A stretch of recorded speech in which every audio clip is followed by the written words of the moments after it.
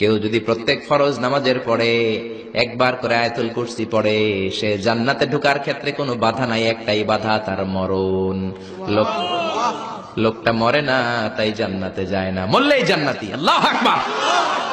এই জন্য প্রত্যেক ফরজ নামাজের পরে আয়াতুল কুরসি পড়ার দরকার আছে না নাই? It should be a special wazifa for every Muslim at every evening and every morning. After every congregational prayer you offer in mosque. প্রত্যেক জামাতে নামাজের পরে প্রত্যেক মুসলমানের ওয়াজিফা হওয়া দরকার আয়াতুল কুরসি। ইমাম সাহেব সালাম ফিরাবে, সালাম ফেরানোর পরে আপনি আয়াতুল কুরসি পড়বেন। কিন্তু ইমাম সাহেবরা তো সময় দেয় না। আমাদের দেশে সালামের পরে হুট করে একটা মুনাজাত আছে না নাই?